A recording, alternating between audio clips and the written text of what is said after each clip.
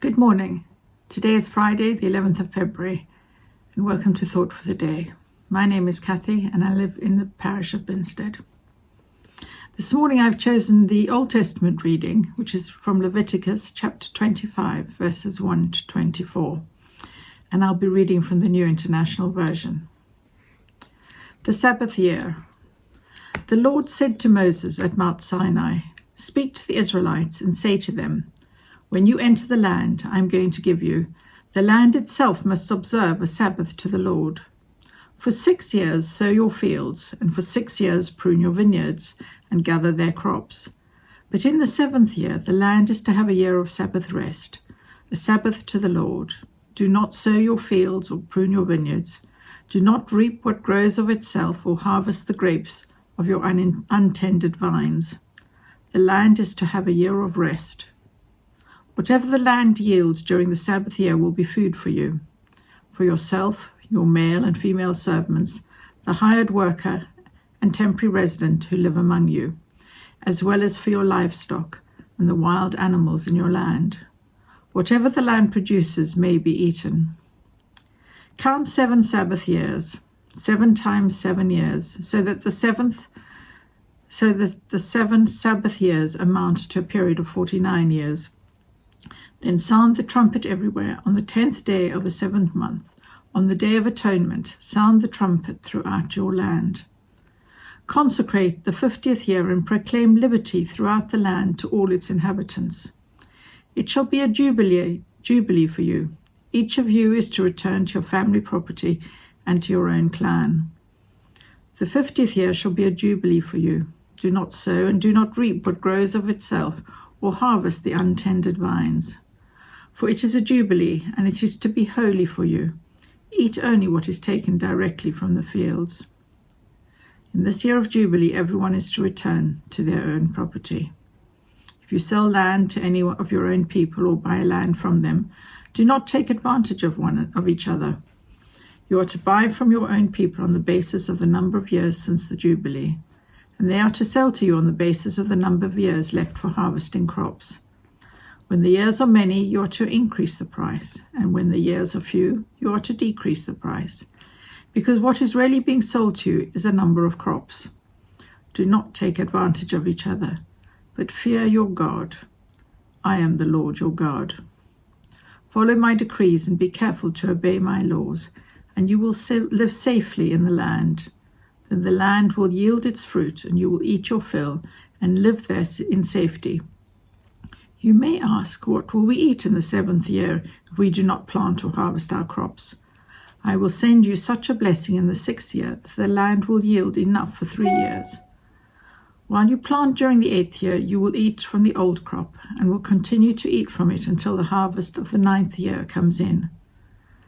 The land must not be sold permanently, because the land is mine, and you reside in my land as foreigners and strangers.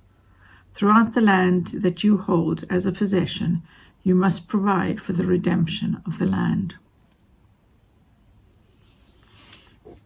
The book of Leviticus was a handbook for the priests and the Levites, outlining their duties of worship, and a guidebook for holy living for the Hebrews. The book of Leviticus begins where the book of Exodus ends, at the foot of Mount Sinai. The tabernacle was just completed, and God was ready to teach his people how to worship there. We may be tempted to dismiss Leviticus as a record of bizarre rituals of a different age, but the practices made sense to the people of the day and offer other important insights for us into God's nature and character. Although many of the rituals of Leviticus were designed for the culture of the day, their purpose was to reveal a high and holy God who should be loved, obeyed, and worshipped. God's laws were intended to bring out true devotion of the heart. The ceremonies and rituals were the best way for the Israelites to focus their lives on God.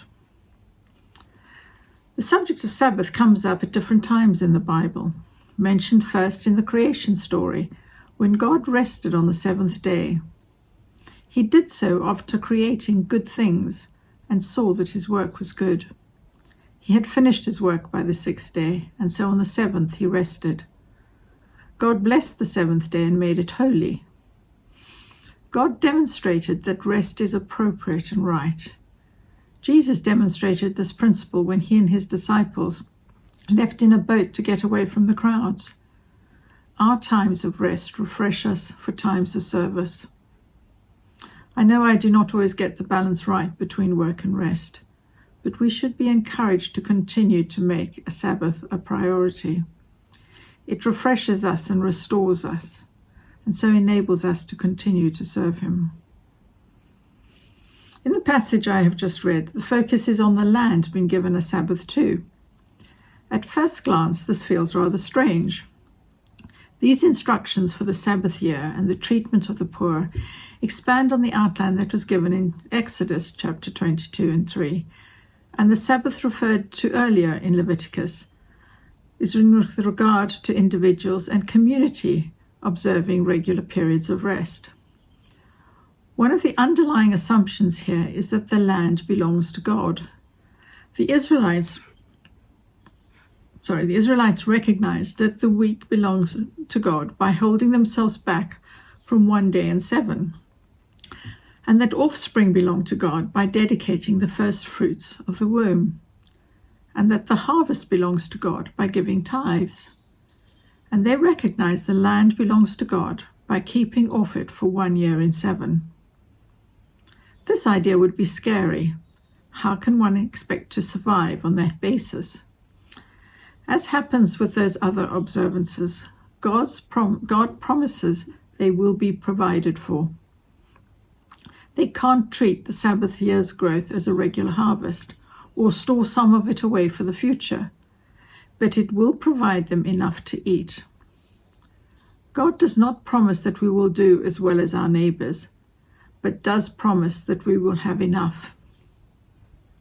In Exodus 23, we are provided a humanitarian rationale for the Sabbath year and the Sabbath itself. Leviticus makes it simply something people do as part of their acknowledgement of God's ownership of the land. In a commentary I was reading on Leviticus, it said that the land belongs to God. You cannot own it or sell it, as you would do other things. It excluded people from becoming big landowners. Leviticus sets in place procedures designed to prevent some people benefiting from good luck, better skills, over those unable to make ends meet, whether through failure to succeed, laziness, or poverty. It wasn't directly concerned with the impoverished farmers themselves, rather that God had a plan for the country, and God didn't want it derailed by the incompetence of some and the greed of others. There is an assumption that wealth places obligations before people. We should treat others and the land well. It is not ours, but God's. In our times, we talk a lot of how we've damaged and taken for granted our world and planet. The natural world seems to be groaning under our expectations that this planet will continue to provide for us, regardless of how we treat it. We need to rethink our treatment of it. It is God's, not ours. We have responsibilities towards our treatment of it. During lockdown, many people expressed how nature seemed to be able to start a bounce back and benefit from the decrease in human activity and busyness. As humans were prevented from living the way they usually did, the natural world was able to recover a bit. It was able to rest. So I leave you with this thought.